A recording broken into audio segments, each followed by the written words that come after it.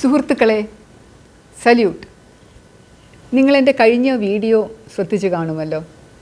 അതിനകത്ത് ഞാൻ പറഞ്ഞ കഥ എൻ്റെ അച്ഛനെക്കുറിച്ചുള്ളൊരു കഥയും മാർക്കസ് ഓറേലിയസ് എന്ന ഒരു വലിയ ഭരണാധികാരി, എഴുത്തുകാരൻ ഒക്കെ ആയിരുന്ന അദ്ദേഹത്തിൻ്റെ മെഡിറ്റേഷൻസ് എന്ന് പറയുന്ന പുസ്തകവും അതിലെ വരികളും എങ്ങനെയാണ് ആ സംഭവം എന്നെ ഒരു ആധ്യാത്മിക പാതയിലേക്ക് നയിച്ചത് എന്നും അതുകൊണ്ട് എനിക്ക് ഒരുപാട് ഗുണങ്ങളുണ്ടായി എന്നുമൊക്കെ ഞാൻ പറഞ്ഞില്ലേ. അപ്പോൾ ആ ഗുണങ്ങളെക്കുറിച്ച് കുറച്ചും കൂടെ വിശദീകരിക്കാമെന്ന് വിചാരിച്ചു. അതിൽ നിങ്ങളിൽ കുറച്ച് പേർക്കത് ഉപകാരം ചെയ്തേക്കും എന്നുള്ള എൻ്റെ വിശ്വാസം കൊണ്ട്. സാധാരണയായി മാഗ്നറ്റിക് പ്രിൻസിപ്പിളിനകത്ത് എന്താ പറയുന്നതെന്നറിയാവോ? മാഗ്നറ്റിസം എന്ന് പറയുന്ന കാര്യം എന്താണ്? ഒരു മാഗ്നറ്റ്, ഒരു ആകർഷണ സാധനം, അതിനകത്ത് പറയുന്ന കാര്യങ്ങൾ ഓപ്പോസിറ്റ് പോൾസ് അട്രാക്റ്റ് എന്നാണ്. അതായത് പോസിറ്റീവും നെഗറ്റീവും ഉണ്ടെങ്കിൽ നമ്മൾ രണ്ട് പോസിറ്റീവ് വെച്ചുകൊണ്ടിരുന്ന് കഴിഞ്ഞാൽ അത് റിപ്പൽ ചെയ്യും. പക്ഷേ ഒരു പോസിറ്റീവും ഒരു നെഗറ്റീവും വെച്ച് കഴിഞ്ഞാൽ അത് അട്രാക്റ്റ് ചെയ്യും, കൂടിച്ചേരും എന്നാണ് പറയുന്നത്. മാഗ്നറ്റിസത്തിൻ്റെ അടിസ്ഥാനപരമായിട്ടുള്ള സ്വഭാവം ഇതാണ്, ഓപ്പോസിറ്റ്സ് അട്രാക്റ്റ്. പക്ഷേ ലോ ഓഫ് അട്രാക്ഷൻ എന്ന് പറയുന്ന ആ തിയറിയുടെ ചിലരത് പറയും അത് വളരെ കോൺസ്പിറസിയാണ്, എന്താണ്, വിഡ്ഢിത്തമാണ്, നിലനിൽക്കുന്നതല്ല, ചുമ്മാ ആരോ എന്തോ ഉണ്ടാക്കി പറയുന്നു എന്നൊക്കെ പറയും. പക്ഷേ ലോ ഓഫ് അട്രാക്ഷൻ അല്ലെങ്കിൽ ആകർഷണ നിയമം എന്ന് പറയുന്ന ആ നിയമത്തിൻ്റെ അടിസ്ഥാന ഘടകം എന്ന് പറയുന്നത് ഒരേപോലെ ഇരിക്കുന്ന കാര്യങ്ങൾ, ഒരേപോലെ ഉള്ള സ്വഭാവമുള്ള സംഭവങ്ങൾ അങ്ങോട്ടും ഇങ്ങോട്ടും ആകർഷിക്കപ്പെടും എന്നാണ് പറയുന്നത്. അപ്പോൾ ഇതിലേതാണ് ശരി എന്ന് നമുക്ക് തന്നെ ജീവിതത്തിൽ നോക്കിക്കണ്ടാൽ മനസ്സിലാകും. മാഗ്നറ്റിക് പ്രിൻസിപ്പിൾ എന്ന് പറയുന്നത് നമ്മൾ ഒരൊറ്റ വ്യക്തിയിലാണ് അല്ലെങ്കിൽ ഒരൊറ്റ സാധനത്തിലാണ് നിൽക്കുന്നതെങ്കിൽ മറ്റ് പല സാഹചര്യങ്ങളും പല ആളുകളെയും വെച്ച് നോക്കുമ്പോൾ ഒരേപോലെയുള്ള സ്വഭാവമുള്ളവർ ഒരുമിച്ച് നിൽക്കുന്നത് നിങ്ങൾക്ക് കാണാം. സ്കൂളിലാണെങ്കിലും കോളേജിലാണെങ്കിലും സൗഹൃദ ബന്ധത്തിലാണെങ്കിലും പ്രണയത്തിലാണെങ്കിലും ഒക്കെ എന്നെപ്പോലെ അല്ലെങ്കിൽ എൻ്റെ സ്വഭാവം പോലെ ഇരിക്കുന്ന ആൾക്കാരോട് ഒരു അടുപ്പം തോന്നുക എന്ന് പറയുന്നത് സ്വാഭാവികമാണ്. നിങ്ങളത് ശ്രദ്ധിച്ചിട്ടുണ്ടാവും. അതുപോലെ നമുക്ക് ഇഷ്ടമുള്ള കാര്യങ്ങൾ നമ്മളത് ഏറ്റവും കൂടുതൽ ഇങ്ങോട്ടേക്ക് എടുക്കാനായിട്ട് ശ്രമിക്കും, നമ്മളിലേക്ക് ആവാഹിച്ചെടുക്കാൻ ശ്രമിക്കും. അതേസമയം നമുക്ക് ഇഷ്ടമില്ലാത്ത കാര്യങ്ങൾ നമ്മൾ റിപ്പൽ ചെയ്യും. അപ്പോൾ അതുകൊണ്ട് നെഗറ്റിവിറ്റി നമ്മൾ റിപ്പൽ ചെയ്യുന്നു, പോസിറ്റിവിറ്റി നമ്മൾ തോന്നുന്ന പോസിറ്റിവിറ്റി, നമ്മുടെ മനസ്സിൽ തോന്നുന്ന പോസിറ്റീവായിട്ടുള്ള കാര്യങ്ങൾ നമുക്ക് ചേരും എന്ന് തോന്നുന്നതിനോട് എപ്പോഴും ഒരു ആഗ്രഹം തോന്നും.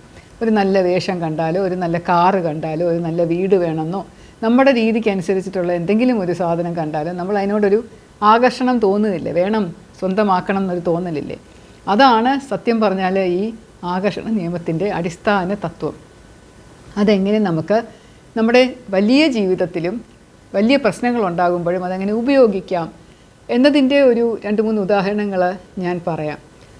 നമ്മുടെ മനസ്സ് എപ്പോഴും പേടി കൊണ്ടും ദുഷ്ചിന്തകൾ കൊണ്ടും അല്ലെങ്കിൽ എന്തെങ്കിലും ഭയമോ അല്ലെങ്കിൽ ഏതെങ്കിലും ഇപ്പോൾ എന്തെങ്കിലും മോശം സംഭവിക്കാൻ പോകുന്നു എന്നൊക്കെയുള്ള ചിന്തകൾ കൊണ്ട് നിറഞ്ഞു കഴിഞ്ഞാൽ നമ്മൾ ആ സംഭവങ്ങൾ ശരിക്കും നമ്മുടെ മുന്നിൽ കാണും, നമ്മളത് അട്രാക്റ്റ് ചെയ്യും, നമ്മളത് നമ്മളിലേക്ക് പിടിച്ച് വലിച്ച് ആകർഷിച്ച് കൊണ്ടുവയ്ക്കും. അതേസമയം വളരെയധികം ചിരിച്ചുകൊണ്ട് വളരെയധികം നിസ്സാരമായി കാര്യങ്ങളെ കണ്ടുകൊണ്ട് നല്ലത് മാത്രം ചിന്തിച്ചുകൊണ്ട് നല്ല സംഭവങ്ങൾ മാത്രം ഉൾക്കൊണ്ടുകൊണ്ട് നല്ലത് മാത്രം ആഗ്രഹിച്ചുകൊണ്ട് ഒക്കെ ഇരുന്ന് കഴിഞ്ഞാൽ ആ നല്ല സംഭവങ്ങൾ നമ്മൾ വിഭാവന ചെയ്യുന്നത് പോലെ അല്ലെങ്കിൽ അതിലും മെച്ചമായ രീതിയിൽ നമ്മുടെ മുന്നിൽ ഒരു റിയാലിറ്റി ആയിട്ട്, യാഥാർത്ഥ്യമായിട്ട് വരും. നമുക്കത് തൊടാനും അത് ഉപയോഗിക്കാനും അത് ടേസ്റ്റ് ചെയ്യാനും ഒക്കെ കഴിയും. ഇങ്ങനെയുള്ള ഒരു സംഭവം ഉണ്ട് എന്ന് മനസ്സിലായത് ഞാൻ പറഞ്ഞല്ലോ എൻ്റെ 51ാമത്തെ വയസ്സിലാണ് എന്ന്. ഞാൻ അതിനെക്കുറിച്ച് കൂടുതൽ വായിക്കാൻ തുടങ്ങി, കുറച്ച് പഠിക്കാൻ തുടങ്ങി, പിന്നെ കുറച്ച് സ്വയം പരീക്ഷിക്കാൻ തുടങ്ങി. പരീക്ഷണം ചെയ്യുമ്പോൾ പലപ്പോഴും ചിലപ്പോൾ പാളും, ചിലപ്പോൾ അത് ശരിയാവും, ചിലവത് ശരിയാവും, ചിലവത് ശരിയായില്ല എന്നൊരു മോൻ പണ്ട് വീഡിയോയിൽ പറഞ്ഞത് വളരെ വൈറലായല്ലോ. അപ്പോൾ അതുപോലെയാണ് എന്ന് ആദ്യം ഞാൻ വിചാരിച്ചു. പക്ഷെ പിന്നെ എനിക്ക് മനസ്സിലായി എല്ലാം ശരിയാവും, നമ്മൾ ചെയ്യുന്ന രീതിയാണ് ശരിയാവാത്തത് എന്ന്. ഇപ്പോൾ ആഗ്രഹങ്ങൾ എന്ന് പറയുന്നത്, നമുക്കൊരു ആഗ്രഹം ഉണ്ടാവുക എന്ന് പറയുന്നത് തെറ്റാണ് എന്ന് പറഞ്ഞ് പഠിപ്പിച്ചിട്ടുണ്ടോ? എന്തുകൊണ്ടോ? വലിയ ആഗ്രഹങ്ങൾ പാടില്ല, നമ്മുടെ കൊക്കിൽ ഒതുങ്ങാവുന്നതേ കൊത്താവും. എന്തോന്നാണ് ഈ കൊക്ക്, എന്താണ് ഈ കൊത്തുന്നത്, ഇങ്ങനെ ഇതുപോലെയുള്ള ചൊല്ലുകൾ എന്ന് പറയുന്നതാണ് ഏറ്റവും ഭയങ്കര മോശം കാര്യങ്ങൾ എന്നെനിക്ക് തോന്നിയിട്ടുണ്ട്. അതായത് നമുക്ക് അർഹതപ്പെടുന്നതേ നമ്മൾ അർഹിക്കാവുള്ളൂ, ഇവിടെ എല്ലാത്തിനും പഞ്ഞമാണ്, കാശ് പണം എന്ന് പറയുന്നത് ഒരു ഇത്ര സാധനം മാത്രമേ ഉള്ളൂ, അതിൽ നിന്ന് എല്ലാവരും ഇങ്ങനെ പങ്കിട്ട് എടുക്കുമ്പോൾ അതിൽ നിന്നൊരു കൊച്ചു കഷ്ണം മാത്രമേ നമ്മൾക്ക് കിട്ടാൻ സാധ്യതയുള്ളൂ. അതുപോലെ ഭക്ഷണം എന്നൊക്കെ പറയുന്നത് പോലെ എല്ലാത്തിലും ഒരു നിയന്ത്രിത അളവേ ഉള്ളൂ ഈ നിയന്ത്രിത അളവിൽ നിന്നുള്ള ഒരു പങ്ക് മാത്രമാണ് നമുക്ക് കിട്ടുന്നത്. അപ്പോൾ ആളുകളുടെ എണ്ണം കൂടി വരുമ്പോൾ, ആഗ്രഹങ്ങൾ കൂടി വരുമ്പോൾ, അപ്പോൾ അതിൽ നിന്ന് എനിക്കും ഒരു ചെറിയ പങ്ക്, അത് മാത്രമേ ഞാൻ പ്രതീക്ഷിക്കാവുള്ളൂ, അതിനുള്ള അർഹത എനിക്കുള്ളൂ, അതേ എനിക്ക് കിട്ടുകയുള്ളൂ, അതുകൊണ്ട് എനിക്ക് വലിയ ആഗ്രഹങ്ങളൊന്നുമില്ലേ എന്ന് പറഞ്ഞ് നിൽക്കുന്ന ഒരുപാട് ആളുകൾ നമ്മുടെ ഇടയിലുണ്ടെന്നുള്ളത് അറിയാമല്ലോ. ചിലപ്പോൾ നിങ്ങളിൽ പലരും അങ്ങനെയായിരിക്കും ചിന്തിക്കുന്നത്. പക്ഷേ ആഗ്രഹങ്ങൾ എന്ന് പറയുന്നത് ഒരു തെറ്റല്ല, അത് വേണം. ആഗ്രഹങ്ങൾ എന്ന് പറയുന്നത് അത് നിങ്ങളുടെ എന്താഗ്രഹമാണെങ്കിലും അതിന് അതിരില്ല, അതിന് വെക്കുകയേ വേണ്ട നിങ്ങൾ. അപ്പോൾ ഒരു വലിയ കാര്യമാണ് നിങ്ങൾ ആഗ്രഹിക്കുന്നതെങ്കിൽ അത് വലുതാണെന്ന് വിചാരിക്കാതിരുന്നാൽ മതി. കാരണം അത് വലുതാവും തോറും നിങ്ങൾക്ക് അതിനുള്ള അകലം എന്ന് തോന്നിക്കൊണ്ടിരിക്കും. അപ്പോൾ വലിയൊരു കാര്യമാണെന്ന് വിചാരിക്കാതെ എൻ്റെ ആഗ്രഹം അതെന്താണെങ്കിലും, അത് ചെറുതാണെങ്കിലും വലുതാണെങ്കിലും ഇടത്തരമാണെങ്കിലും അതെൻ്റെ ആഗ്രഹമാണ്, അതിന് ഞാൻ വലിപ്പച്ചെറുപ്പം കൽപ്പിക്കുന്നില്ല. അത് കിട്ടുമോ കിട്ടാതിരിക്കുമോ എന്നുള്ളതും ഞാൻ ഇപ്പോൾ തൽക്കാലം പരിഗണിക്കുന്നില്ല. എങ്ങനെ കിട്ടും എങ്ങനെ കിട്ടാതിരിക്കും എന്നുള്ളതിനെപ്പറ്റി ചിന്തിച്ച് മനസ്സ് കലുഷിതമാക്കാൻ ഞാൻ അനുവദിക്കുന്നില്ല എന്ന ഒരു ചിന്താഗതിയിൽ ആഗ്രഹിച്ചാൽ, ആഗ്രഹം തീവ്രമാണെങ്കിൽ, അത് മറ്റുള്ളവരെ ഉപദ്രവിക്കാത്തതാണെങ്കിൽ, അത് മറ്റുള്ളവർക്ക് ദ്രോഹം ചെയ്യാത്തതാണെങ്കിൽ, അത് നിങ്ങളുടെ നന്മയ്ക്കും മറ്റുള്ളവരുടെ നന്മയ്ക്കും വേണ്ടിയുള്ള ഒരാഗ്രഹമാണെങ്കിൽ അത് എന്തായാലും നടക്കും. കുറച്ച് ഇടയ്ക്കിടയ്ക്ക് കുറച്ച് പ്രോബ്ലംസൊക്കെ ചിലപ്പോൾ ഉണ്ടാകും. എല്ലാ പാതയിലും കുറേ ദുർഘടങ്ങൾ ഉണ്ടാവുമല്ലോ. അപ്പോൾ ഇടയ്ക്കൊരു ദുർഘടം ഉണ്ടാകാം, ചിലപ്പോൾ വീഴാം. അത് വീണ്ടും എണീറ്റ് നിന്ന് ആ ദുർഘടം തരണം ചെയ്തുകൊണ്ട് അത് സാരമില്ല, അതെന്നെ കുറച്ചും കൂടെ മെച്ചപ്പെട്ടതാക്കി, ഇനി അടുത്ത പ്രാവശ്യം കുറച്ചും കൂടെ നന്നായിട്ട് ചെയ്യാം എന്ന് വിചാരിച്ച് വീണ്ടും ആഗ്രഹിച്ച് മുന്നേറിയാൽ തീർച്ചയായിട്ടും അത് കിട്ടും എന്നതിൻ്റെ വലിയൊരു തെളിവാണ് ഞാൻ. ഇത് ഈ നിയമം പഠിക്കുന്നതിന് മുമ്പ്, ഈ ആകർഷണ നിയമം എന്നുള്ള നിയമം എനിക്ക് മനസ്സിലാവുന്നതിന് മുമ്പ്, അതിനെക്കുറിച്ച് അറിവ് കിട്ടുന്നതിന് മുമ്പ്, ഞാൻ ഈ സിവിൽ സർവീസ് പരീക്ഷ എഴുതിയിരുന്ന സമയം ആദ്യത്തെ പ്രാവശ്യം എനിക്ക് ഭയങ്കര കൺഫ്യൂഷനായിരുന്നു. കാരണം കേരളത്തിൽ ഒരിടത്തും സിവിൽ സർവീസിനെ കുറിച്ച് ഒരു അവബോധം നൽകുന്ന, അതിനെക്കുറിച്ച് പഠിപ്പിക്കുന്ന, പറഞ്ഞു തരുന്ന ഒരു എസ്റ്റാബ്ലിഷ്മെൻറ്റ് ഇല്ല, ഒരു ഇൻസ്റ്റിറ്റ്യൂഷൻ ഇല്ലായിരുന്നു ആ സമയത്ത്. ഡൽഹിയിൽ റൗസ് IAS സ്റ്റഡി സർക്കിളാണ് അന്നത്തെ ഏറ്റവും പ്രശസ്തമായ സിവിൽ സർവീസ് അക്കാഡമി. അവിടെ ചെന്ന് പഠിച്ച കഴിയുന്നവർക്ക് പലർക്കും അവിടെ സിവിൽ സർവീസിന് കിട്ടാറുണ്ട്, IAS IPS IFS ഓഫീസേഴ്സായിട്ട് പോകാറുണ്ട്. എനിക്കതിന് പോകാനുള്ള സാമ്പത്തികമൊന്നുമില്ല. ഒരു സാധാരണ കുടുംബത്തിൽ ജനിച്ച് കഷ്ടപ്പാടി വളർന്നിരിക്കുന്നത് കൊണ്ട് എനിക്കറിയാം പൈസയില്ല, സാമ്പത്തികമില്ല എന്നുള്ളത്. പുസ്തകം വാങ്ങിക്കാൻ വരെ പോലും ഞാൻ ഒരുപാട് പാടുപെട്ടു. രാവിലെ എണീറ്റ് ട്യൂഷൻ എടുക്കും, 3 ട്യൂട്ടോറിയലിൽ പോയി പഠിപ്പിക്കും, എൻ്റെ അല്ലാതെ വേറൊരു പ്രൈവറ്റ് കോളേജിൽ പോയി പഠിപ്പിക്കും. എന്നിട്ടൊക്കെയായിരുന്നു ഞാൻ പുസ്തകങ്ങൾ വാങ്ങിച്ച് സിവിൽ സർവീസിന് പഠിച്ചുകൊണ്ടിരുന്നത്. സിവിൽ സർവീസിന് പ്രിപ്പയർ ചെയ്യുന്ന സമയം തന്നെ ഞാനൊരു കൂട്ടം കുട്ടികളുടെ കൂടെ ഇതിനു വേണ്ടി തയ്യാറെടുക്കുന്ന കുറേ കുട്ടികളുണ്ടല്ലോ, അവരുടെ കൂടെ ഒരു സൗഹൃദം സ്ഥാപിക്കാൻ തുടങ്ങി. കാരണം ആ പിയർ ഒരു ഗ്രൂപ്പിലുണ്ടാവുമ്പോൾ അവരുടെ അങ്ങോട്ടും ഇങ്ങോട്ടുമുള്ള അനുഭവങ്ങൾ പങ്കുവെച്ച് നമുക്ക് പറയാനുള്ളത് പറഞ്ഞ് അപ്പം അങ്ങനെ അങ്ങ് പോകും. അപ്പോൾ ഏകദേശം ഒരു 10 കുട്ടികൾ തിരുവനന്തപുരത്ത് ഞങ്ങളൊരു ഗ്രൂപ്പ് ഉണ്ടായിരുന്നു. ഞങ്ങളെല്ലാവരും കൂടെ ചേർന്ന് ഒരു പ്രൊഫസർ ശേഷൻ എന്ന് പറയുന്ന അദ്ദേഹം റിട്ടയർഡ് IA and AS ഓഫീസറാണ്, audits and account service officer. അപ്പോൾ അദ്ദേഹത്തിൻ്റെ അടുത്ത് ഞങ്ങൾ പോവും. തൈക്കാട് ഒരു വീട്ടിലായിരുന്നു പൊയ്ക്കൊണ്ടിരുന്നത്. അപ്പോൾ അദ്ദേഹം ഞങ്ങൾക്ക് ചില ഗൈഡൻസ് ഒക്കെ തരും, എന്താണ് എങ്ങനെയാണ് എന്നൊക്കെ ഉള്ളത്. അദ്ദേഹം കുറച്ചും കൂടെ കൂടുതൽ ആധ്യാത്മികമായിട്ടാണ് സംസാരിച്ചിരുന്നത്. അദ്ദേഹം പറഞ്ഞിരുന്നു, സിവിൽ സർവീസ് എന്ന് പറയുന്നത് ഒരു കിട്ടാത്ത കാര്യമാണ് എന്ന് നിങ്ങൾ ആരും വിചാരിക്കാതിരിക്കുക. അതിനുവേണ്ടി പ്രിപ്പയർ ചെയ്യണം, തീർച്ചയായിട്ടും സിലബസ് അനുസരിച്ച് പഠിക്കണം, വായിക്കാനുള്ളതൊക്കെ വായിക്കണം. എങ്ങനെയാണ് ഈ എക്സാമിനേഷൻ്റെ ഘട്ടം ഓരോ ഘട്ടത്തിലും അപ്രോച്ച് ചെയ്യേണ്ടത്, എങ്ങനെയാണ് പ്രിലിമിനറി എഴുതി പാസ്സാവേണ്ടത്, അതിനെന്തൊക്കെ കാര്യങ്ങൾ ശ്രദ്ധിക്കണം, ടൈം മാനേജ്മെൻറ്റ് എന്താണ്, എഴുത്തെങ്ങനെ ശ്രദ്ധിക്കണം, ഇംഗ്ലീഷ് എങ്ങനെ ശ്രദ്ധിക്കണം, ഏതൊക്കെ പുസ്തകങ്ങൾ വായിക്കണം, ഇതൊക്കെ അദ്ദേഹം പറഞ്ഞു തരും. പക്ഷേ അതോടൊപ്പം എല്ലാ ക്ലാസ്സുകളിലും അദ്ദേഹം പറഞ്ഞു തരുന്നത് നിങ്ങളെ സ്വയം നിങ്ങൾ മെച്ചപ്പെടുത്തിയെടുക്കാൻ ശ്രമിക്കൂ എന്നാണ്. അതായത് സ്വയം നിങ്ങൾ ഒരു സിവിൽ സർവീസ് ഓഫീസറാണ് എന്ന് ചിന്തിക്കൂ, ഇപ്പം തന്നെ ചിന്തിക്കൂ. നിങ്ങളെന്നും വീട്ടിൽ പോയിരുന്ന ഒരു 5-10 മിനിറ്റെങ്കിലും സ്വപ്നം കാണുക സിവിൽ സർവീസ് ഓഫീസർ ആകുന്നത്. ഇന്ന് വളരെ നിങ്ങൾക്ക് ഇഷ്ടമുള്ള IAS ഓഫീസറായിട്ട് നിങ്ങൾ കാറിൽ കയറി, സർക്കാർ കാറിൽ കയറി പോകുന്നത്, ഓഫീസിൽ ഇരിക്കുന്നത്, നിങ്ങളൊരു സിവിൽ സർവീസ് ഓഫീസറാണെന്ന് കണ്ടുകൊണ്ട് നിങ്ങൾ ഫയലുകൾ ഒപ്പിടുക, മറ്റുള്ളവരോട് പെരുമാറുക, മറ്റുള്ളവരുടെ ബഹുമാനം വാങ്ങുക. അങ്ങനെയുള്ള ഒരു സ്വപ്നം നിങ്ങൾ എന്തായാലും ഒരു 10 മിനിറ്റെങ്കിലും കാണണം, ഒരു ധ്യാനം പോലെ നിങ്ങളത് കാണണം എന്ന് അദ്ദേഹം പറയുമായിരുന്നു. എന്നിട്ട് അദ്ദേഹം പറഞ്ഞു, ഈ സ്വപ്നം കാണുന്നതിൻ്റെ ആദ്യവും അവസാനവും നിങ്ങൾ സ്വയം പേരിൻ്റെ കൂടെ IAS എന്ന് ചേർക്കണം. ശ്രീലേഖ IAS എന്ന് ചേർത്ത് കണ്ണാടി നോക്കുമ്പോൾ ശ്രീലേഖ IAS എന്നുള്ള രീതിയിൽ പറയണം. പിന്നെ നിങ്ങൾ IAS എനിക്ക് കിട്ടി, എന്ത് സന്തോഷം എനിക്ക് കിട്ടി എന്നുള്ള മട്ടിൽ സംസാരിക്കണം എന്നൊക്കെ അദ്ദേഹം പറയുമായിരുന്നു. അപ്പോൾ ഇതൊന്നും ഞങ്ങളുടെ തലയിൽ ആ സമയം കയറിയിരുന്നില്ല. 24-25 വയസ്സുള്ള കുട്ടികളായിരുന്നു എല്ലാവരും. ചിലപ്പോൾ ചിലർ കുറച്ചും കൂടെ ചെറിയ പ്രായം 23 വയസ്സുള്ളവരും ഉണ്ടായിരുന്നു. ഞങ്ങളെല്ലാവരും കൂടെ അദ്ദേഹത്തിൻ്റെ ക്ലാസ് കഴിയുമ്പോൾ പറഞ്ഞ് ചിരിക്കും.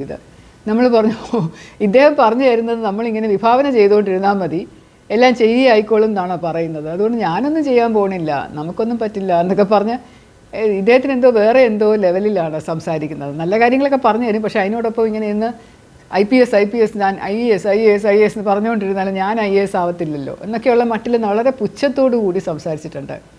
പക്ഷേ ഇത് പരീക്ഷിച്ച് നോക്കിയ ഒരു കുട്ടിക്ക് ആദ്യത്തെ അറ്റംപ്റ്റിൽ തന്നെ സിവിൽ സർവീസ് ക്ലിയർ ചെയ്യാൻ പറ്റുകയും ചെയ്തു, IAS ഓഫീസർ ആവുകയും ചെയ്തു. അപ്പോൾ അത് പറഞ്ഞു. ഞാൻ ശേഷൻ സാറിൻ്റെ കാര്യങ്ങൾ നിങ്ങൾ പറയുന്നത് ഞാൻ കേട്ടു, പക്ഷേ ഞാൻ അതുപോലെയൊക്കെ അദ്ദേഹം പറഞ്ഞ പോലെയൊക്കെ പ്രവർത്തിച്ച് നോക്കിയിരുന്നു. ഞാൻ ഓരോ സ്റ്റേജിലും പ്രിലിമിനറിക്ക് പോകുമ്പോൾ ഞാൻ നേരെ പരീക്ഷ എഴുതുന്നതിന് മുമ്പ് ഞാൻ മനസ്സിൽ വിചാരിക്കും, എന്തെളുപ്പമായിരുന്നു പരീക്ഷ എഴുതിയിട്ട് തിരിച്ചിറങ്ങുന്ന എൻ്റെ സന്തോഷമുഖവും, ഞാൻ എനിക്ക് തീർച്ചയായിട്ടും കിട്ടും, അതുകൊണ്ട് വേഗം മെയിനിന് പ്രിപ്പയർ ചെയ്യാം എന്ന് പറഞ്ഞ് മെയിൻ പ്രിപ്പയർ ചെയ്യാൻ തുടങ്ങി. ഭയങ്കര സന്തോഷമായിട്ട് എല്ലാവരും പറയാം, ഞാൻ പ്രിലിമിനറി ക്ലിയർ ചെയ്തു, ആദ്യ അറ്റംപ്റ്റിൽ തന്നെ എനിക്ക് കിട്ടി എന്നൊക്കെ പറഞ്ഞ് നടക്കുകയും ചെയ്തു. അങ്ങനെ ഒരു സ്വപ്നം കണ്ടുകൊണ്ടിരുന്നു.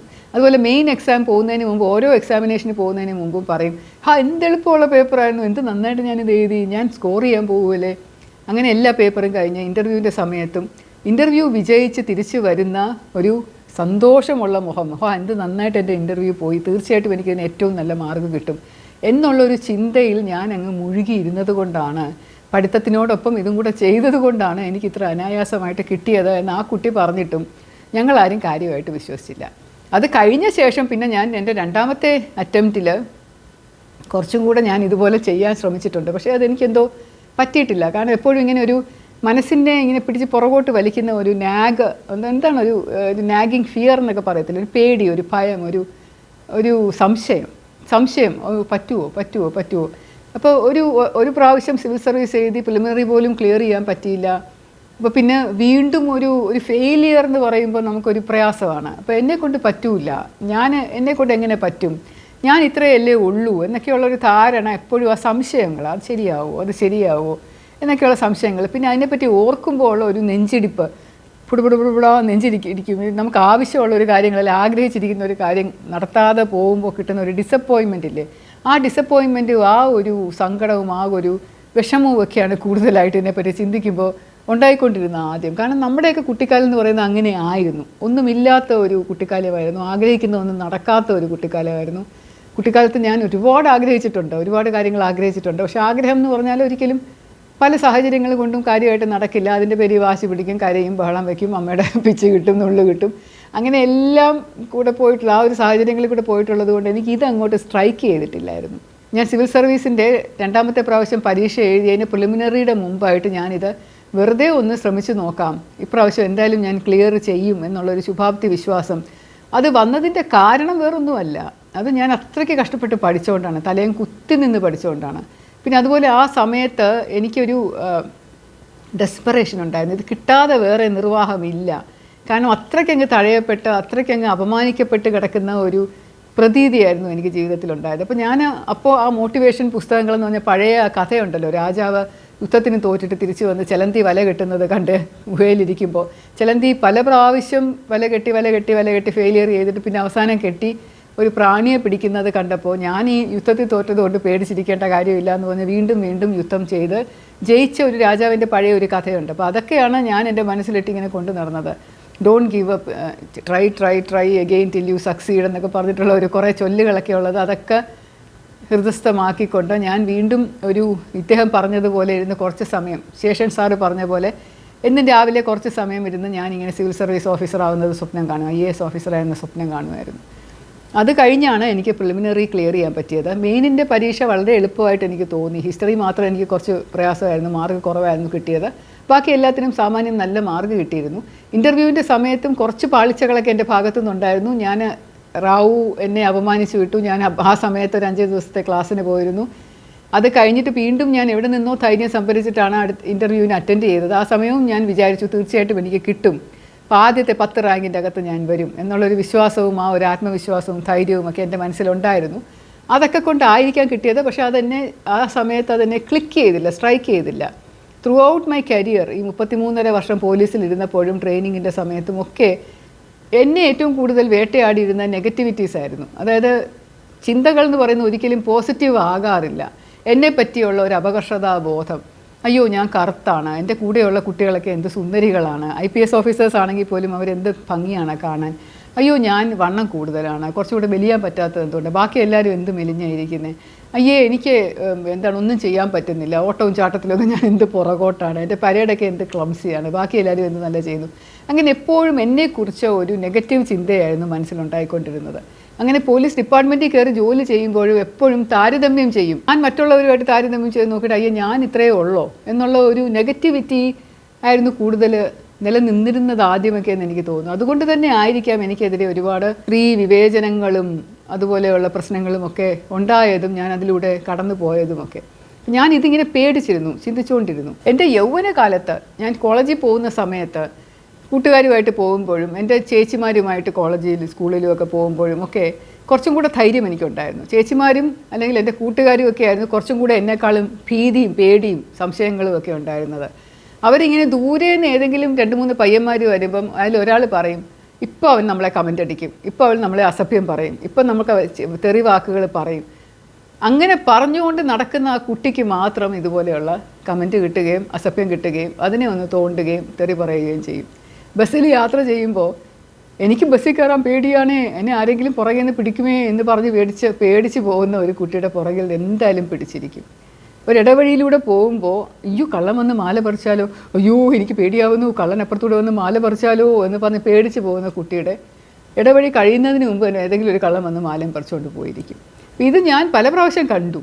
അത് കണ്ടിട്ടും എനിക്ക് മനസ്സിലായില്ല ഇത് ഇവർ ക്ഷണിച്ച് വരുത്തിയതാണ് ഇങ്ങോട്ട് എന്നുള്ളത്. ഇതിനെക്കുറിച്ചും ഞാൻ നേരത്തെ ഒരു വീഡിയോയിൽ പറഞ്ഞിട്ടുണ്ട്. നിങ്ങൾ കാണാൻ സാധ്യതയുണ്ടോ എന്ന് എനിക്കറിയില്ല. പക്ഷേ എന്നാലും ഇത് ഞാൻ കണ്ടിരുന്നു. പക്ഷേ ഇതും ആകർഷണ നിയമവുമായിട്ട് എന്താണ് ബന്ധമെന്ന് എനിക്ക് അപ്പോഴും മനസ്സിലായിട്ടില്ലായിരുന്നു. പക്ഷേ ഇതുപോലെയുള്ള പുസ്തകങ്ങൾ വായിച്ചു കഴിയുമ്പോൾ പെട്ടെന്നത് മനസ്സിലാവും. കാരണം ഇത് നമ്മൾ തന്നെ ആകർഷിക്കുന്നതാണ്. ഇത് നമ്മുടെ ഈ ചിന്തകൾ കൊണ്ട്, നമ്മുടെ ഈ ഫീലിങ്സ്, ഇമോഷൻസ്, നമ്മുടെ ഈ നമ്മുടെ തോന്നലുകൾ, നമ്മുടെ ശരീരത്തിലുണ്ടാകുന്ന മാറ്റങ്ങൾ, നമ്മൾ ശരീരത്തിൽ നിന്ന് ഉത്ഭവിപ്പിക്കുന്ന എനർജി ഉണ്ടല്ലോ, ഊർജം, അതിൻ്റെ ആ നെഗറ്റിവിറ്റി കൊണ്ട്, അതിൻ്റെ വൈബ്രേഷൻ, അതിൻ്റെ ആ ചലനം കൊണ്ടും ഒക്കെ ആ സംഭവം നമ്മുടെ മുന്നിൽ അതുപോലെ ഇങ്ങി വരും.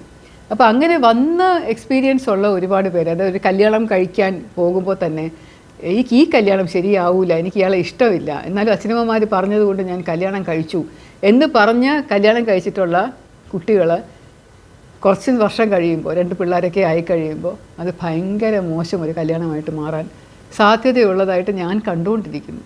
അത് ഒരുപാട് പ്രശ്നങ്ങൾ പിന്നീട് ഉണ്ടാവാറുണ്ട്. അടിക്കുന്ന ഭർത്താവ്, കുടിക്കുന്ന ഭർത്താവ്, ഭാര്യയ്ക്ക് ചിലവിന് കൊടുക്കാത്ത ഭർത്താക്കന്മാർ, കുട്ടികളെ നോക്കാത്ത ഭർത്താക്കന്മാർ, അങ്ങനെ നിരസിക്കുന്ന വേറെ പെണ്ണുങ്ങളുടെ കൂടെ പോകുന്നത്. അപ്പോൾ അങ്ങനെ സംഭവിക്കുന്നതായിട്ട് കണ്ടിട്ടുണ്ട്. അതേസമയം അറേഞ്ച്ഡ് മാരേജ് ആണെങ്കിൽ പോലും നല്ല രീതിയിൽ നല്ല ആളെ, ഇതുപോലെ ആളെ അച്ഛനും അമ്മേനെ കണ്ടുപിടിച്ച് തന്നല്ലോ എന്ന് പറഞ്ഞു പോയിട്ടുള്ള എൻ്റെ സുഹൃത്തുക്കൾ വളരെ സന്തോഷമായിട്ട് ജീവിച്ചു പോകുന്നു. അപ്പോൾ അത് അവരുടെ മനസ്സിൻ്റെ സ്ഥിതിയാണ്. എനിക്കിഷ്ടമില്ലാത്ത കല്യാണത്തിൽ എന്നെ ഡ്രാഗ് ചെയ്ത് എന്നെ കൊണ്ടിട്ട് ഇനിയിപ്പോൾ എനിക്ക് ഇയാളോട് എങ്ങനെ സ്നേഹം തോന്നും എന്ന് ചോദിച്ച് പോയിട്ടുള്ള കുട്ടികളെല്ലാവരും ഡിവോഴ്സിൽ കലാശിച്ചപ്പോൾ ഇതുപോലെയുള്ള സന്തോഷമായിട്ട്, പ്രണയമാണെങ്കിലും അറേഞ്ച്ഡ് മാരേജ് ആണെങ്കിലും എന്താണെങ്കിലും സന്തോഷമായിട്ട് അതിൽ കയറിയിട്ടുള്ള ആൾക്കാരുടെ വിവാഹ ജീവിതം വളരെ നല്ലതായിട്ട് പോകുന്നതും ഞാൻ കണ്ടിട്ടുണ്ട്. ജീവിതത്തിൽ ഉണ്ടാകുന്ന ഓരോ സംഭവങ്ങളും, നമ്മുടെ ജീവിതത്തിൽ നമ്മൾ അനുഭവിക്കുന്ന ഓരോ സംഭവങ്ങളും നമ്മളിങ്ങോട്ട് സ്വയം ക്ഷണിച്ച് വരുത്തുന്നത് നമ്മുടെ ചിന്തകൾ കൊണ്ട്. മാർക്കസ് ഓറീലിയസും അതുതന്നെയാണ് പറഞ്ഞത്. നമ്മുടെ ചിന്തകൾ എപ്പോഴും സന്തോഷമായി ഇരുന്നാൽ, എപ്പോഴും ശുഭാപ്തി വിശ്വാസത്തോടു കൂടി ഇരുന്നാൽ, അതിൽ സംശയം ഇല്ലാതിരുന്നാൽ, അതിൽ വിഷമങ്ങൾ അലട്ടാതിരുന്നാൽ, നമ്മൾ ആഗ്രഹിക്കുന്ന നല്ല നല്ല കാര്യങ്ങൾ നമ്മുടെ മുന്നിലേക്ക് വരും. ഇതിൽ ഞാൻ പരീക്ഷിച്ച് നോക്കിയത് വളരെ താമസിച്ചിട്ടായിരുന്നു. അതായത് എനിക്കിപ്പോൾ ഓഫീസിലൊക്കെ പോകുമ്പോൾ രാവിലെ പോകുന്നതിന് മുമ്പ് ഞാനൊരു തീരുമാനം എടുക്കും.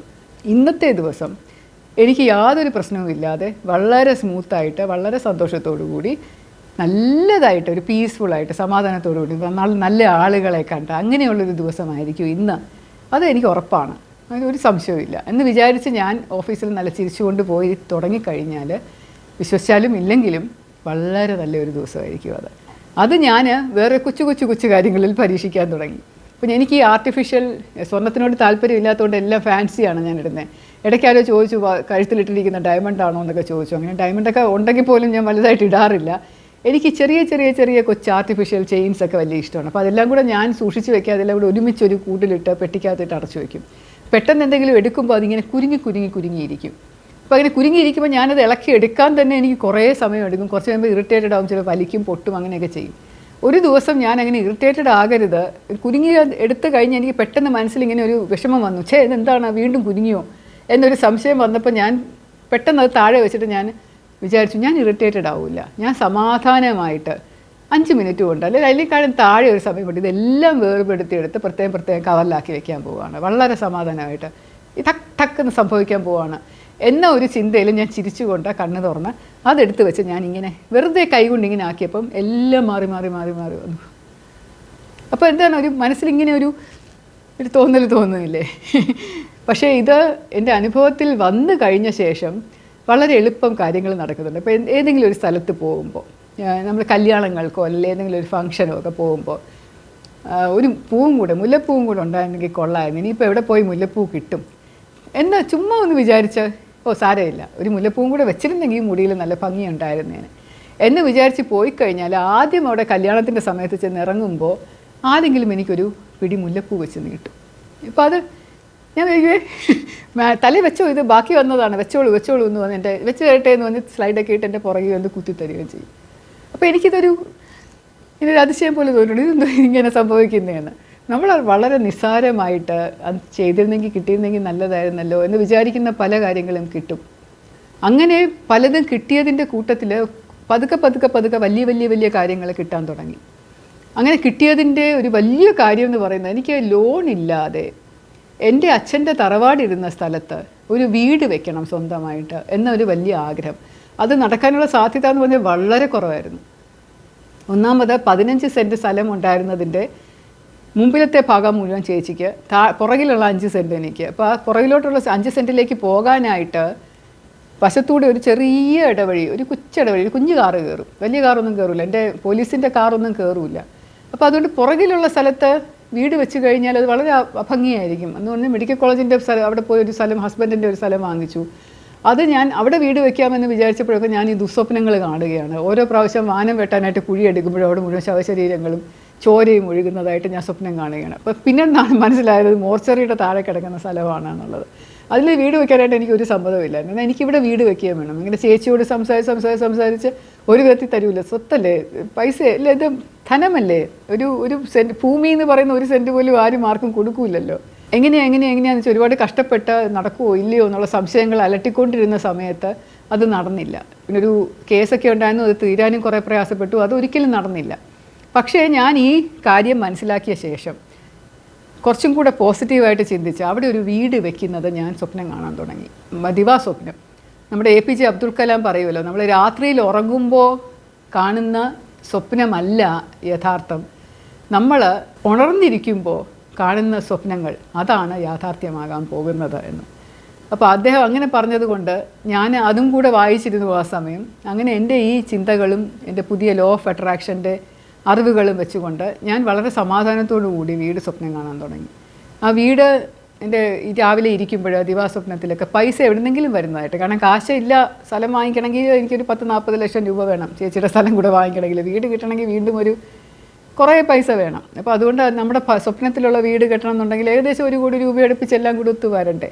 അപ്പോൾ അങ്ങനെയുള്ള ഒരു സാഹചര്യത്തിൽ ഇങ്ങനെ ആലോചിച്ച് എന്ത് ചെയ്യും എല്ലാം നമ്മുടെ രണ്ടുപേരുടെയും കൂടെ ലോൺ, ഓൾറെഡി ഒരു ലോൺ എടുത്തിട്ടിട്ടുണ്ട്, എറണാകുളത്ത് ഒരു ഫ്ലാറ്റ് വാങ്ങിച്ചതിൻ്റെ ലോണുണ്ട്. അപ്പോൾ അത് അടച്ചുകൊണ്ടിരിക്കുന്ന 25,000 വെച്ച് മാസം, വീണ്ടും ഒരു ലോണും കൂടെ എടുത്തു കഴിഞ്ഞാൽ ശമ്പളം മുഴുവനും ലോണിൻ്റെ അടവായി പോകുമല്ലോ എന്നൊക്കെയുള്ള വിഷമത്തിൽ അങ്ങനെയൊന്നും ഇരുന്നില്ല ഞാൻ. പിന്നീട് ഞാനത് വളരെ സന്തോഷമായിട്ട് സമാധാനമായിട്ട് വീടൊരു യാഥാർത്ഥ്യമാണ് എന്നുള്ള മട്ടിൽ ഇരുന്നപ്പോൾ അങ്ങനെ എനിക്ക് തോന്നുന്നു 6-7 മാസം വീട് സ്വപ്നം കാണുന്നു. എൻ്റെ തന്നെ വീടാണ്, അതിന് ഇടേണ്ട പേരെന്താണ്, അതെങ്ങനെ ഇരിക്കണം, അത് തൊടുമ്പോൾ എങ്ങനെ ഇരിക്കും, അത് അകത്തെ മണം എങ്ങനെ ഇരിക്കും, എൻ്റെ ബെഡ്റൂം എങ്ങനെ ഇരിക്കും, അതിലേക്ക് ഞാൻ കിടന്ന് ഉറങ്ങുന്നതും ഞാൻ രാവിലെ എണീക്കുന്നതും ബാത്റൂമിൽ കുളിക്കുന്നതും ഇതൊക്കെയായി എൻ്റെ സ്വപ്നങ്ങൾ. അങ്ങനെ സ്വപ്നം കണ്ട് കഴിഞ്ഞപ്പോഴേക്കും ഇതെല്ലാം യാഥാർത്ഥ്യമാകാനായിട്ട് കുറച്ച് സമയം എടുത്തുള്ളൂ. പെട്ടെന്നൊരു ദിവസം ചേച്ചി പറയുകയാണ്, ഞാൻ ചോദിച്ചപ്പോൾ പറയുകയാണ്, ശരി ഞാൻ ഇത്രയും രൂപയ്ക്ക് ഞാൻ തരാം, ബാക്കി ഞാൻ ഇഷ്ടദാനമായിട്ട് എഴുതി തരാം എന്ന് പറഞ്ഞ് അങ്ങനെ വളരെ പ്രതീക്ഷിച്ചതിലും വളരെ കുറച്ച് തുകയ്ക്ക് ചേച്ചി അത് എഴുതി തരികയും ചെയ്തു. എനിക്ക് ഈ 15 സെൻറ്റ് മൊത്തമായിട്ട് കിട്ടുകയും ചെയ്തു. അപ്പോൾ എനിക്ക് മുമ്പിൽ നിന്ന് തന്നെ ഗേറ്റിട്ട് വലിയ വീട് വയ്ക്കാം, 15 സെൻറ്റിലും വീട് വയ്ക്കാം. ആ സമയം ചേച്ചിക്ക് എറണാകുളത്തൊരു ഫ്ലാറ്റ് നോക്കുന്നുണ്ടായിരുന്നു. അപ്പോൾ ചേച്ചിക്ക് ഇത്രയും രൂപയുടെ ഒരു ആവശ്യം ഉണ്ടായിരുന്നു. അതുകൊണ്ടാണ് എൻ്റെ അടുത്ത് വന്ന് പറഞ്ഞ് അങ്ങനെ ചെയ്തത്. പക്ഷേ ആ രൂപ കൊടുക്കാൻ പോലും എനിക്ക് കൊടുക്കാം എന്നുള്ളത് പോലും എനിക്ക് എവിടെ നിന്ന് കൊടുക്കണം എന്ന് എനിക്ക് അറിഞ്ഞുകൂടാത്തത് കൊണ്ട് എൻ്റെ പഴയ ഒരു സ്ഥലം ഹൗസിംഗ് കോപ്പറേറ്റീവ് ബോർഡിൽ നിന്ന് വാങ്ങിച്ച സ്ഥലം വിൽക്കാനായിട്ടൊരു പ്ലാൻ ചെയ്തു. അത് വിൽക്കാൻ നോക്കുമ്പോഴൊക്കെ പറയുന്ന വിലയൊന്നും കിട്ടില്ല. മെഡിക്കൽ കോളേജിലെ പ്രോപ്പർട്ടിക്ക് വളരെ തുച്ഛ തുകയാണ് എല്ലാവരും പറയുന്നത്. അങ്ങനെ ഇരുന്നപ്പോൾ നമ്മുടെ തന്നെ ഒരു ബന്ധു വന്നിട്ട് പറഞ്ഞു, ആ സ്ഥലം ഞങ്ങൾ എടുത്തോളാം, ഞങ്ങളുടെ കയ്യിൽ കുറച്ച് അധികം പൈസ ഇരിപ്പുണ്ട്, അതെങ്ങനെ ഇൻവെസ്റ്റ് ചെയ്യണം എന്നറിയാതെ ഇരിക്കുകയാണ്, ഞാൻ എടുത്തോളാം എന്ന് പറഞ്ഞ് അദ്ദേഹം അതിൻ്റെ പൈസ തരികയും ചെയ്തു. അത് 17 സെൻറ്റ് സ്ഥലം ഉണ്ടായിരുന്നു. പൈസ കിട്ടിയപ്പോൾ കുറച്ച് കൂടുതലുണ്ടായിരുന്നു. അത് ചേച്ചിക്ക് കൊടുക്കുകയും ചെയ്തു. വീട് പണിക്ക് തുടങ്ങാനുള്ള ഒരു പാനം വെട്ടി വീട് പണി പൂജയൊക്കെ നടത്തി എല്ലാം ശരിയാക്കി ചെയ്യാനുള്ള ഒരു എമൗണ്ടും കൂടെ കിട്ടി. പിന്നെ ഞങ്ങൾ മാസം തോറും കിട്ടുന്ന ശമ്പളം വെച്ചിട്ടായിരുന്നു, എൻ്റെയും ഡോക്ടറിൻ്റെയും ഹസ്ബൻഡിൻ്റെയും ശമ്പളം വെച്ചിട്ട് മാസം കൊടുത്തിട്ട് 3.5 വർഷം എടുത്തിട്ടാണ് ആ വീട് തീർത്തത്. പക്ഷേ അത് ഞാൻ ശരിക്കും എൻജോയ് ചെയ്തു, എൻ്റെ ഹസ്ബൻഡും ശരിക്കും എൻജോയ് ചെയ്തു. അതിൻ്റെ ഓരോ ഘട്ടത്തിലും ഞാനിങ്ങനെ സ്വപ്നം കാണുന്നത് പോലെ അത് കണ്ടിന്യൂ ചെയ്ത് വീണ്ടും സ്വപ്നം കണ്ടാതെ ഇതിങ്ങനെ ഇരിക്കണം, അതെങ്ങനെ ഇരിക്കണം, മറ്റതെങ്ങനെ ഇരിക്കണം എന്ന് തീരുമാനിച്ച് ഇത് വളരെ വണ്ടർഫുൾ ഒരു പ്രോസസ്സായിരുന്നു അത്. അപ്പോൾ അതുകൊണ്ട് നമ്മുടെ സ്വപ്നം എന്ന് പറയുന്നത് യാഥാർത്ഥ്യമാകുന്ന വഴിയുണ്ടല്ലോ, ആ വഴിയാണ് കുറച്ചും കൂടെ സുന്ദരം. സ്വപ്നം യാഥാർത്ഥ്യമായി കഴിയുമ്പോൾ വളരെ നല്ലതാണ്, ഭയങ്കര സന്തോഷം തോന്നും. പക്ഷേ അതിനുശേഷം നമുക്ക് വേറൊരു ആഗ്രഹം വരും. അപ്പോൾ ഒരാഗ്രഹം നടന്ന് കഴിയുമ്പോൾ എല്ലാം കിട്ടി. അപ്പോൾ ഉണ്ണി ഹസ്ബൻഡ് എൻ്റെ അടുത്ത് ചോദിക്കും, ഈ വീടെന്ന് പറഞ്ഞ് ഇത്രയും നാളായില്ലേ ബഹളം വെക്കാൻ തുടങ്ങിയിട്ട്, ഈ വെച്ച് കഴിഞ്ഞാൽ ഇനി എന്ത് ചെയ്യും, നമ്മളിനി എന്തിനെക്കുറിച്ച് സംസാരിക്കും, നമ്മളെന്ത് പ്ലാൻ ചെയ്യും. എല്ലാ ദിവസവും നടക്കാൻ പോകുമ്പോൾ ഞങ്ങൾ ആ വീടിൻ്റെ കാര്യങ്ങൾ ചർച്ച ചെയ്ത് എന്ന് സ്വപ്നം കണ്ട് പറഞ്ഞു അങ്ങനെ പോയിക്കൊണ്ടിരുന്നത് അത് നിന്നുപോയി. വീട് കിട്ടിക്കഴിയുമ്പോൾ ഇനി എന്ത് ചെയ്യും? ഞാൻ അതിനകത്തൊരു രാജകുമാരിയെ പോലെ ജീവിക്കുകയും ചെയ്യും, എൻ്റെ അടുത്ത ആഗ്രഹം വരികയും ചെയ്യും എന്ന് പറഞ്ഞു. അപ്പോൾ അങ്ങനെ ആഗ്രഹങ്ങൾ എന്ന് പറയുന്നത് ഒരിക്കലും തെറ്റല്ല, അത് ഉണ്ടാവണം. പക്ഷേ പലരും ചോദിക്കും, എന്തുകൊണ്ടാണ് എനിക്ക് ലോട്ടറി കിട്ടണമെന്ന് ഭയങ്കര ആഗ്രഹം. ഒരാൾക്ക് ലോട്ടറി അടിച്ച് 1ാം സമ്മാനം കിട്ടണം, കുറച്ച് പൈസ കിട്ടണം, ഭയങ്കര കടക്കടി കിടക്കുകയാണ്. അപ്പോൾ എനിക്ക് ഭയങ്കര ആഗ്രഹമാണ് ലോട്ടറി അടിക്കണം എന്നുള്ളത്, എൻ്റെ കടമെല്ലാം പോയി കിട്ടിയേനെ. അതുകൊണ്ട് ഞാൻ എപ്പോഴും ലോട്ടറി ടിക്കറ്റ് എടുത്ത് വളരെ പ്രതീക്ഷയോടുകൂടി ഇരിക്കും, കിട്ടുമല്ലോ എന്ന്. ഞാൻ ലോ ഓഫ് അട്രാക്ഷൻ ഞാൻ ഫോളോ ചെയ്യാറുണ്ട്. ലോ ഓഫ് അട്രാക്ഷൻ ഞാൻ വിശ്വസിച്ചുകൊണ്ട് ഇങ്ങനെ ഇരുന്ന് കഴിഞ്ഞാലും ഭയങ്കര നിരാശയായിരിക്കും. ആരെങ്കിലുമൊക്കെ എടുത്തുകൊണ്ട് പോകും. അതെന്താ അത് വർക്ക് ചെയ്യാത്തത്, എൻ്റെ കാര്യത്തിൽ മാത്രം എന്താ അത് പ്രവർത്തിക്കാത്തതെന്നൊക്കെ പലരും എന്നോട് ചോദിച്ചിട്ടുണ്ട്. ഞാൻ ഇതിനെപ്പറ്റി പറയുമ്പോൾ അവരോട് പറയാനുള്ളത് ഒരേ ഒരു കാര്യമേ ഉള്ളൂ, നിങ്ങൾ വിശ്വസിക്കുന്നു എന്നൊക്കെ പറയുന്നുണ്ടെങ്കിൽ പോലും നിങ്ങളുടെ ദിവസത്തെ ചിന്തകൾ എന്ന് പറയുന്നത് കൂടുതലും ഇതിനെക്കുറിച്ചുള്ള വേവലാതിയായിരിക്കും. എന്തായാലും ഒരു കടം അവിടെ കിടക്കുന്നു, കടമെങ്ങനെ വീട്ടും എന്നുള്ള ആ വേവലാതിയില്ലേ, ഒരു വെപ്രാളം, അതിൻ്റെ പേടി, അതിൻ്റെ ഭയം, അത് എങ്ങനെയാണ് അത് താങ്ങാൻ പറ്റുക എന്നുള്ളതിൻ്റെ പേടി. എന്നിട്ട് ഒരു ചെറിയ ഒരു ആശ്വാസം പോലെ, ലോട്ടറി അടിച്ചാലോ എന്നാൽ മാറുമല്ലോ, ചിലപ്പോൾ ലോട്ടറി കിട്ടുമായിരിക്കും. ഇത്രയും പേരെന്തായാലും ലോട്ടറി ടിക്കറ്റ് എടുത്തില്ലേ, എനിക്കങ്ങനെ കിട്ടാനുള്ള ഒരു ചെറിയ ഭയം, അതൊക്കെ ഉണ്ടെന്നുണ്ടെങ്കിൽ അത് ഒരിക്കലും നടക്കില്ല. ഒന്നാമത്തെ കാര്യം എന്ന് പറയുന്നത്, കടം എന്ന് പറയുന്നത് ഇഗ്നോർ ചെയ്യണം. അത് ശരിക്കും റിയാലിറ്റിയേ അല്ല. എനിക്ക് കടമില്ല, എൻ്റെ കയ്യിലുള്ളത് കൂടുതൽ പൈസയാണ് എന്നുള്ള ഒരു ചിന്താഗതിയിലേക്ക് നിങ്ങൾ വന്നാലേ പറ്റൂ. ഒരു തരി പോലും ഭയമോ ഭീതിയോ സംശയമോ ഉണ്ടാവാൻ പാടില്ല. അതുപോലെ 100% വിശ്വാസം ഉണ്ടാവണം, എനിക്ക് ലോട്ടറി അടിക്കുമെന്നുള്ളത്. വളരെ പ്രയാസമാണത്. അതുകൊണ്ടാണ് ലോട്ടറി എല്ലാവർക്കും അടിക്കാൻ പറ്റത്തില്ലല്ലോ. ചാൻസ് ഗെയിം എന്നല്ലേ പറയുന്നതിന്. നമ്മുടെ കേരളത്തിലുള്ളവർ മാത്രമല്ല, തമിഴ്നാട്ടിലും ആന്ധ്രയിലും ഉള്ളവരും എല്ലാവരും ഇപ്പോൾ ലോട്ടറി ടിക്കറ്റ് എടുക്കുകയാണ്. ഇപ്പോൾ കൂടുതലായിട്ട് ലോട്ടറി അടിച്ച് പോകുന്നതൊക്കെ അവന്മാർക്കാണ്. നമ്മുടെ കേരളത്തിൽ നിന്ന് നമ്മൾ പിരിച്ചു കൊടുക്കുന്ന 500 രൂപ വെച്ച് നമ്മൾ എടുക്കുന്ന ടിക്കറ്റ് മുഴുവൻ അവർക്ക് 12 കോടി 20 കോടിയൊക്കെ ആയിട്ട് അവരെടുത്തുകൊണ്ട് പോവുകയാണ്. കഴിഞ്ഞ 2 ബമ്പറുകളും എടുത്തുകൊണ്ട് പോയത് ഒന്ന് തമിഴ്നാടുകാരും ഒരു കർണാടകക്കാരനൊക്കെയാണ്. അപ്പോൾ നിങ്ങൾക്ക് അറിയാമല്ലോ. അപ്പോൾ അതുകൊണ്ട് അതിനെപ്പറ്റി പ്രതീക്ഷിക്കാതെ, അത് വലിയൊരു കാര്യമാണ്. അപ്പോൾ വലിയ കാര്യം എന്ന് പറയുമ്പോൾ നിങ്ങൾ അതിന് കുറച്ചും കൂടെ കൂടുതൽ സംശയങ്ങൾ വരാൻ സാധ്യതയുണ്ട്. അപ്പോൾ നമ്മുടെ ദിവസം മുഴുവൻ നമ്മൾ പോസിറ്റീവ് ചിന്തകൾ കൊണ്ട് നിർത്തിയാൽ ഒരു കടുകുമണിയോളം വിശ്വാസം മതി എന്നൊക്കെ നമ്മൾ ബൈബിളിൽ വായിച്ചിട്ടില്ലേ.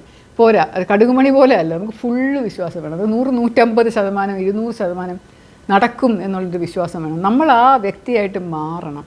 അപ്പോൾ നിങ്ങൾക്കൊരു പുതിയ ഒരു വ്യക്തിയായിട്ട് മാറാൻ ആഗ്രഹമുണ്ടോ? പേടിയില്ലാത്ത, ധൈര്യശാലിയായിട്ടുള്ള, മിടുക്കിയായിട്ടുള്ള, ഒരു വിജയമൊക്കെ കൈവരിച്ച ഒരു വ്യക്തിയായിട്ട് അറിയാൻ ആഗ്രഹമുണ്ടെന്നുണ്ടെങ്കിൽ നിങ്ങളുടെ ബിസിനസ് സക്സസ്ഫുൾ ആണ്, നിങ്ങളുടെ കരിയർ സക്സസ്ഫുൾ ആണ്, നിങ്ങളുടെ ജോലി സക്സസ്ഫുൾ ആണ്, ജീവിതം വിജയം നിങ്ങൾ കൈവരിച്ചിരിക്കുന്നു, നിങ്ങളുടെ ആഗ്രഹങ്ങളെല്ലാം സാധിച്ചിരിക്കുന്നു, നിങ്ങൾക്കിഷ്ടം പോലെ പൈസയുണ്ട്, നിങ്ങളുടെ ജീവിതത്തിൽ എല്ലാ സൗഭാഗ്യങ്ങളുമുണ്ട് എന്നുള്ള ചിന്തയിൽ നിങ്ങളൊരു 6 മാസം ഇരിക്കാമോ? പൂർണ്ണമായിട്ട് അതുപോലെ അങ്ങ് ജീവിക്കണം. കണ്ണാടി നോക്കിക്കഴിയുമ്പോൾ സന്തോഷം തോന്നണം. എന്തൊരു ഭാഗ്യജന്മം. പറ്റുമോ? യാഥാർത്ഥ്യം മറന്നുകൊണ്ട് നിങ്ങളുടെ മനസ്സിൽ കാണുന്ന സ്വപ്നങ്ങൾ അതാണ് യാഥാർത്ഥ്യമെന്ന് വിശ്വസിച്ച് ഇരുന്ന് കഴിഞ്ഞാൽ അത് നടക്കും. കാരണം ആ വിശ്വാസം, അതിനെയാണ് ഈ ആകർഷണ നിയമം എന്ന് പറയുന്നത്. 100% വിശ്വാസം, ഫെയ്ത്ത്. അത് നിങ്ങളുടെ ആഗ്രഹം നടക്കും എന്നുള്ളൊരു 100% വിശ്വാസം. അതോടൊപ്പം തന്നെ ഇപ്പോഴത്തെ സിറ്റുവേഷൻസ്, ഇപ്പോഴത്തെ സാഹചര്യങ്ങളെക്കുറിച്ചുള്ള ഇത് തെറ്റാണ്, ഇത് ശരിയല്ല എന്നുള്ള വിശ്വാസം. ഇതൊക്കെ താൽക്കാലികമായിട്ട് എനിക്ക് തോന്നുന്ന കുറേ കാര്യങ്ങൾ, ഇതിനെക്കുറിച്ച് ഞാൻ ചിന്തിച്ച് എൻ്റെ മനസ്സ് ബേജാറാക്കാൻ എനിക്ക് പറ്റില്ല എന്ന് പറഞ്ഞ് അതിനെ തള്ളി മാറ്റി വയ്ക്കുക. എന്തെങ്കിലും ചെറിയ മോശം ചിന്തകൾ മനസ്സിൽ വന്നാൽ അപ്പം തന്നെ അത് നുള്ളിക്കളഞ്ഞിട്ട് ഇത് വേണ്ട, അതെനിക്ക് തെറ്റായിട്ടുള്ള ഒരു വികാരമാണ്, അത് വേണ്ട എന്ന് പറഞ്ഞ് നല്ല കാര്യങ്ങളെക്കുറിച്ച് ചിന്തിക്കുക. നമ്മുടെ പഴയ അച്ചീവ്മെൻറ്റ്സിനെ കുറിച്ച് ചിന്തിക്കുക, ചിരിക്കുക, സന്തോഷിക്കുക. നമുക്ക് എന്തെങ്കിലും വിജയം കൈവരിച്ച് കഴിഞ്ഞിട്ട് നമ്മൾ ആഘോഷിക്കുന്നത്, നമ്മൾ സ്വപ്നം കാണുക. ഇതൊക്കെ ചെയ്ത് കഴിഞ്ഞാൽ തീർച്ചയായിട്ടും ഇതൊക്കെ നടക്കും എന്ന് എനിക്കറിയാം. ഒരുപാട് കാര്യങ്ങൾ അങ്ങനെ നടന്നിട്ടുണ്ട്. പക്ഷേ എൻ്റെ ആഗ്രഹങ്ങൾ എന്ന് പറയുന്നത് ഇപ്പോൾ വളരെ ചെറിയ ആഗ്രഹങ്ങളാണ്. എനിക്ക് എൻ്റെ പുസ്തകം എഴുതി തീർക്കണം എന്നൊരു ആഗ്രഹം ഉണ്ടായിരുന്നു. 7 വർഷമായിട്ട് തുടങ്ങി, ഇടയ്ക്ക് വെച്ച് നിന്നുപോയി. 5 വർഷമായിട്ട് പിന്നെ എഴുതാൻ തുടങ്ങിയിട്ട് സ്റ്റക്കായി പോകുന്നു. ആ സമയത്ത് ഞാൻ എൻ്റെ പുസ്തകം തീരുന്നതിനെക്കുറിച്ച്, അപ്പോൾ എനിക്ക് തീരുന്നതെന്ന് എഴുതുന്നതെന്ന് വലിയ ആയാസകരമായിട്ടുള്ള കാര്യമാണ്. ബലിപഥം എന്ന പുസ്തകത്തെക്കുറിച്ചാണ് ഞാൻ പറയുന്നത്. അതിന് മുമ്പ് എഴുതിയിട്ടുള്ള 9 പുസ്തകങ്ങൾക്കും ഞാൻ ഇത്ര ആയാസം എടുത്തിട്ടില്ല. ഈ ഒരു പുസ്തകത്തിന് അതിൻ്റെ ക്യാൻവാസ് വലുതാണ്, അതിൻ്റെ ക്യാരക്ടേഴ്സ് വലുതാണ്, അതിൻ്റെ പശ്ചാത്തലം ഭയങ്കര വലുതാണ്. അപ്പോൾ അതൊക്കെ റിസർച്ച് ചെയ്ത് പറഞ്ഞ് ഇടയ്ക്ക് ഇങ്ങനെ സ്റ്റക്കാവുമ്പോഴൊക്കെ ഞാനത് ഇരുന്ന് സ്വപ്നം കാണും. അത് തീർന്നൊരു പുസ്തകമായിട്ട് ഞാൻ കൈ കൊണ്ട് നടക്കുന്നതും ആളുകളത് വായിച്ചിട്ട് നല്ല അഭിപ്രായം പറയുന്നതും അതൊക്കെ സ്വപ്നം കണ്ട് ഇപ്പോഴത്തെ അത് യാഥാർത്ഥ്യമായില്ലേ. ഇപ്പോൾ അതെനിക്ക് ശരിക്കും എൻ്റെ പുസ്തകം ഞാൻ കൈകൊണ്ട് തൊടുന്നുണ്ട്, എനിക്ക് പിടിക്കാൻ പറ്റുന്നുണ്ട്, ആളുകൾ വായിക്കുന്നുണ്ട്, അതിനെക്കുറിച്ച് നല്ല അഭിപ്രായം പറയുന്നുണ്ട്. അപ്പോൾ നമ്മൾ വിചാരിക്കുന്ന കാര്യങ്ങൾ, നമ്മൾ കാണുന്ന സ്വപ്നങ്ങൾ, ഇതെല്ലാ കാര്യത്തിലും സാധ്യമാകും. എൻ്റെ യൂട്യൂബ് ചാനൽ ഞാൻ തുടങ്ങുമ്പോൾ ഒരുപാട് ആശങ്കകളുണ്ടായിരുന്നു. എനിക്കൊന്നും അറിയില്ലായിരുന്നു ഇതിനെപ്പറ്റി. പക്ഷേ എന്നാലും ഞാൻ ആ സമയം തൊട്ട് ഒരു തീരുമാനം എടുത്തു, ഇത് ഞാൻ വിട്ട് കളയൂല. ഇതിലെനിക്ക് 1,00,000 സബ്സ്ക്രൈബേഴ്സ് ആവും. ആ ആവുന്ന സമയം എന്ന് പറയുന്നത് എന്തൊരു സന്തോഷമായിരിക്കും, എന്തൊരു സെലിബ്രേഷൻ ആയിരിക്കും. എനിക്കൊരു സ്റ്റാർ കിട്ടും, അതിനുശേഷം എനിക്ക് നല്ല വരുമാനം കിട്ടിത്തുടങ്ങും എന്നൊക്കെയുള്ള ആ ചിന്തകൾ കൊണ്ട് എനിക്കൊരു സംശയം. ഇപ്പോൾ ആളുകൾ 1000 പേരെ ഒരു ദിവസം കാണുന്നുള്ളൂ, അല്ലെങ്കിൽ ഒരു ദിവസം എൻ്റെ വീഡിയോ 500 പേരെ കാണുന്നുള്ളൂ, വളരെ മോശം കമൻറ്റ് വരുന്നുണ്ട്, ഇത് പോരാ, ഈ കിളവിക്ക് വെറുതെ വീട്ടിലിരുന്നുകൂടെ, എന്തിനാ എൻ്റെ പുറകെ പോകണം എന്നൊക്കെ പറഞ്ഞ് കമൻറ്റ് വന്നിട്ടുണ്ട്. റിട്ടയർ ജോലി ചെയ്തുകൊണ്ടിരുന്നപ്പോൾ ഒന്നും ചെയ്യാത്തവളെ റിട്ടയർ ചെയ്തിട്ട് വീരവാദം മുടക്കുന്നു എന്നൊക്കെ പറയുമ്പോൾ മനസ്സിനെ തളർത്തണ്ടേ? ഒന്നും ചെയ്യാറില്ല എനിക്ക്. അതിന് പകരം ഞാൻ അതെല്ലാം എടുത്ത് കളഞ്ഞിട്ട് ഇപ്പോൾ കമൻറ്റുകളെന്ന് പറയുന്നത് ഇറെലവൻ്റ് ആണ് എനിക്ക്. ഞാൻ വായിക്കും, നല്ല കമൻറ്റിന് മറുപടി അയക്കും, ചില കമൻറ്റുകൾ ഇഗ്നോർ ചെയ്യും, ചില കമൻറ്റുകൾ ഞാൻ എടുത്ത് കളയും. എൻ്റെ ചാനലിൽ വന്നിരുന്ന് മോശം കമൻറ്റ് പറയുന്ന ആൾക്കാരെ ഞാൻ ചിലപ്പോൾ ബ്ലോക്കും ചെയ്യും. അപ്പോൾ അങ്ങനെ ചെയ്ത് കഴിഞ്ഞാൽ പിന്നെ എനിക്ക് പ്രശ്നമില്ലല്ലോ, അവർ പറയണ്ട. പക്ഷേ എന്തായാലും ഇത് 1,00,000 കവിയും എന്നുള്ളതിന് എനിക്ക് അന്നേ ഉറപ്പുണ്ടായിരുന്നു. സമയം എത്ര എടുക്കും എന്നുള്ളത് എൻ്റെ കയ്യിലല്ല. കാരണം സമയം എന്ന് പറയുന്ന കോൺസെപ്റ്റ് എന്ന് പറയുന്നത് അതിലും ഒരു ചെറിയ മാറ്റങ്ങളൊക്കെ ഉണ്ടെന്ന് വിശ്വസിക്കുന്ന ആളാണ് ഞാൻ. സമയം എന്ന് പറയുന്നതിൽ എൻ്റെ കാഴ്ചപ്പാട് വേറെയാണ്. ഈ ഒരു സമയമേ ഉള്ളൂ, ഇപ്പോഴത്തെ സമയമേ ഉള്ളൂ, നൗ. ഈ ഒരു സമയത്തിലാണ് നമ്മൾ ജീവിക്കുന്നത്. അതിലൂടെയാണ് നമ്മൾ ഫ്യൂച്ചർ, ഭാവി കാണുന്നത്. അതിലൂടെയാണ് നമ്മുടെ ഭൂതകാലം നമ്മൾ ചിന്തിച്ചെടുക്കുന്നത്. അപ്പോൾ അതുകൊണ്ട് ഭൂതകാലം എന്നൊരു കാര്യമേ വർഷങ്ങളൊരു കാര്യമില്ല, ഇപ്പോൾ മാത്രമേ ഉള്ളൂ എന്ന ചിന്ത ഉള്ളത് കൊണ്ട് ഞാനിപ്പോൾ എൻ്റെ യൂട്യൂബ് ചാനലിൽ 1,00,000 സബ്സ്ക്രൈബേഴ്സ് എന്നുള്ള രീതിയിലാണ് ഞാൻ പൊയ്ക്കൊണ്ടിരുന്നത്. ചിലപ്പം 1 മില്യൺ ആവുമായിരിക്കും, കുറച്ച് കഴിയുമ്പോൾ ആഗ്രഹം കുറച്ചും കൂടെ മാറും, 1 മില്യൺ എന്നുള്ള ആഗ്രഹം വരും. പക്ഷേ അത് സാധിക്കുമെന്ന കാര്യത്തിൽ എനിക്ക് ഉറപ്പാണ്. ഇതെൻ്റെ ഔദ്യോഗിക കാര്യത്തിൽ മതി. പണ്ടേ എന്താ ഞാൻ ഇതുപോലെ ചിന്തിക്കാത്തത് എന്ന് ചിന്തിച്ചിട്ടുണ്ട്. കാരണം ഔദ്യോഗിക ജീവിതത്തിൻ്റെ ആദ്യ ഘട്ടത്തിൽ എനിക്ക് ഈ വിവരം കിട്ടിയിരുന്നെങ്കിൽ എന്ത് നല്ലതായിരുന്നു. ഒരു പ്രശ്നവും എനിക്കുണ്ടാവില്ലായിരുന്നു, ഒരു പ്രശ്നം ഉണ്ടാവില്ലായിരുന്നു. പക്ഷേ ഈ വിവരം എൻ്റെ ഈ ഒരു സമയത്ത് അത്യാവശ്യമായിട്ട് വന്നതാണ്. അപ്പോൾ അതുകൊണ്ട് നമുക്ക് ആവശ്യമുള്ള കാര്യങ്ങൾ നമ്മുടെ മുന്നിൽ വരും. ഒരു വ്യക്തി പഠിക്കാൻ തയ്യാറായിട്ടിരിക്കുമ്പോഴാണ് അതിൻ്റെ മുന്നിൽ ഗുരു പ്രത്യക്ഷപ്പെടുക എന്നൊരു ചൊല്ലുണ്ട്. അപ്പോൾ അതുപോലെയാണ് എൻ്റെ മുന്നിൽ എനിക്ക് ഈ വിവരം ആർജിക്കാൻ കണ്ടുകൊണ്ടിരിക്കുകയാണ്, അനുഭവിച്ചുകൊണ്ടിരിക്കുകയാണ്. പക്ഷേ എന്നാലും ഇതൊരു നോളജ്, ഒരു വിജ്ഞാനമാണ് എന്നുള്ള അറിവില്ല, ഇതിനെക്കുറിച്ച് കൂടുതൽ പഠിക്കണം എന്നുള്ള ആഗ്രഹമില്ല. പക്ഷേ ആ ഒരു സംഭവത്തിൽ ഇപ്പം ഞാൻ 33.5 വർഷം സർവീസിലിരുന്നു. എൻ്റെ അച്ഛൻ്റെ സ്റ്റുഡൻ്റായ ശിവസുബ്രഹ്മണ്യ ശർമ്മ എന്ന് പറയുന്ന അദ്ദേഹം കുറേ നാളായിട്ട് കേരളത്തിലുണ്ടായിരുന്നു. അദ്ദേഹത്തിന് ഞാൻ ആരാണെന്നറിയാം. എൻ്റെ നമ്പർ കണ്ടുപിടിക്കാനും എൻ്റെ അഡ്രസ്സ് കണ്ടുപിടിക്കാനും അദ്ദേഹത്തിന് പ്രയാസമില്ല. പക്ഷേ ഇങ്ങനെ ഒരാളുണ്ടെന്ന് എനിക്കറിയില്ലായിരുന്നു. അതുകൊണ്ട് അദ്ദേഹത്തിന് ഏത് സമയം വേണമെങ്കിലും എൻ്റെ മുന്നിൽ വന്ന് എൻ്റെ അച്ഛൻ ഇങ്ങനെ ഒരു കാര്യം പറഞ്ഞു എന്ന് പറയായിരുന്നു. പക്ഷേ അദ്ദേഹം അത് പറഞ്ഞത് എൻ്റെ 51-ാം വയസ്സിലാണ്. അപ്പോൾ അതുകൊണ്ട് ആ സമയം അപ്പോഴേ ആയുള്ളൂ എന്ന് വേണം നമ്മൾ കരുതാൻ. അപ്പോൾ അതുപോലെ തീർച്ചയായിട്ടും നിങ്ങളുടെ ജീവിതത്തിൽ ഒരു സമയം ഉണ്ട് എന്നുണ്ടെങ്കിൽ അത് ദാ ഇപ്പോഴാണ്. അതുകൊണ്ട് നിങ്ങൾ ഈ നിയമം ഒന്ന് കുറച്ചുകൂടെ കൂടുതൽ കാര്യമായിട്ട് പഠിച്ച് വിശ്വസിക്കാത്തവർക്കത് സംഭവ്യമാവില്ല. അതുകൊണ്ട് വിശ്വസിച്ച് അതൊന്ന് കുറച്ച് ഫോളോ ചെയ്ത് കഴിഞ്ഞാൽ, നമ്മൾ ചെറിയ ചെറിയ കാര്യങ്ങളിലൊന്ന് വിചാരിച്ച് നോക്കിക്കഴിഞ്ഞാൽ അത് നടക്കുമ്പോൾ നമുക്ക് കൂടുതൽ വിശ്വാസം വരുമല്ലോ.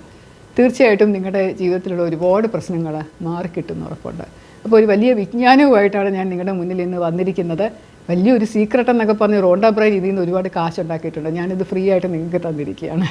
അതെന്തുകൊണ്ടാണ്? സസ്നേഹം, ശ്രീലേഖ.